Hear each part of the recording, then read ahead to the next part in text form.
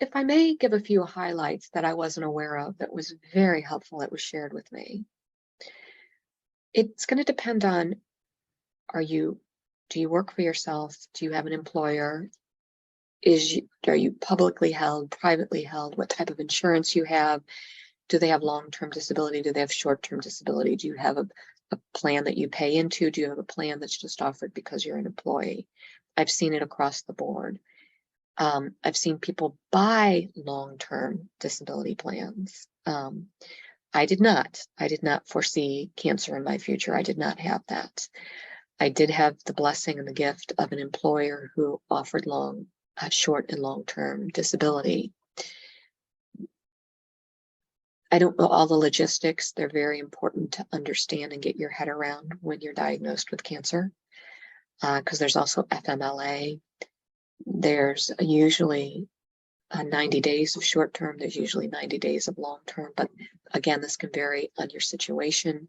If you're self-employed, if you have an employer, if you have a plan. So a lot of what I'm mentioning is going to vary based on the individual. But there are some important things. Once I did go on to disability with my employer, it's either 5 or 6 months that you potentially qualify for Social Security disability.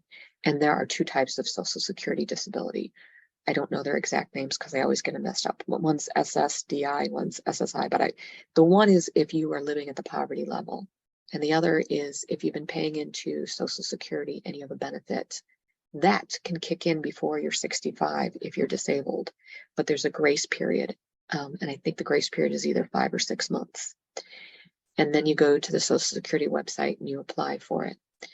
I have been told by some people it's a very easy process. I've been told by some it's a very difficult process. I was fortunate. I worked with a social worker who had me fill out the paperwork. Blessing and a curse because of my diagnosis.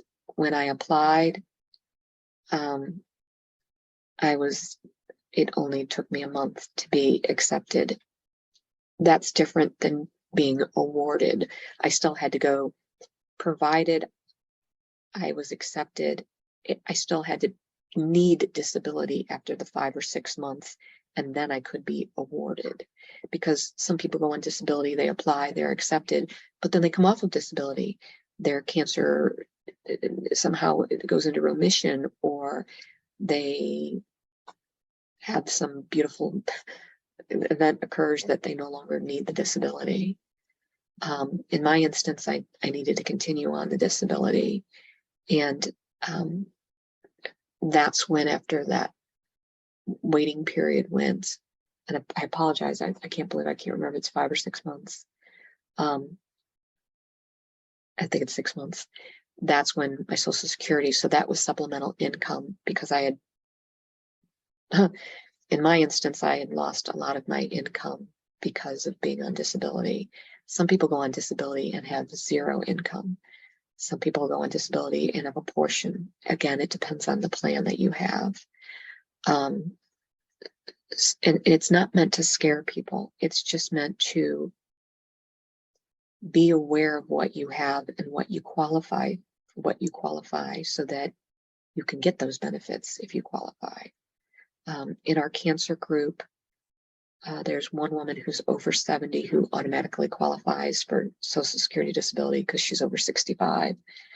Even though I'm under 65 and have many years to go before I'll hit there, I qualify because of the diagnosis that I have. And there's another woman who's under 65 who's been on disability for like 6 years. She had cancer. She has stage 4 that somehow, I don't know how she keeps making it, but she does. She just keeps pushing through. And so everybody's situation is different. And that's where, hopefully, based on your healthcare system that you're working with, a social worker can help you navigate. That's my understanding of why they're there, is to help you navigate and help you understand those things. The Social Security office you can visit. I'd recommend making an appointment, but again, that can take a long time to get in. or it can be a long wait.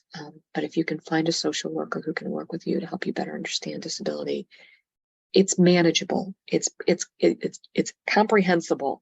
It's just a lot to digest. And the more you can have someone in your community who can help you navigate through that, that would be a great asset if you can find someone in your community who can help you navigate through that. Never try and do it alone. Do not ever try and do it alone. Now, having said that, some people don't have a choice. Some people don't have all these benefits. Some people don't have all these resources. There's a gigantic portion of our community that is woefully underserved and underinformed. I remember going to one of the cancer support communities and a woman coming in, definitely poverty, brought in a wheelchair. She had no idea the resources that were available. And she and her mother were so exhausted just trying to get her to and from her cancer treatments to actually explore what other resources was available wasn't even on their radar. There was no time, no money, no energy left to do that. So if I could live longer and help in one way, it would be to help the underserved, because there's a enormous portion of our society that are suffering from cancer that are underserved. And the best place I can say is start with a social worker within the healthcare system. I don't know if you all have other resources that you would recommend. And I believe on the site there are some links to places that they can go. But that's a whole other area. But don't think that you don't qualify, and so don't not look. There's a lot of don'ts. Instead, it's hard, but ask questions. And just because you ask the question to 5 different people and they're told no, doesn't mean help doesn't exist. It just means those 5 people aren't informed or aren't in a situation to know what those resources are. So don't ever give up. That is one thing I will say.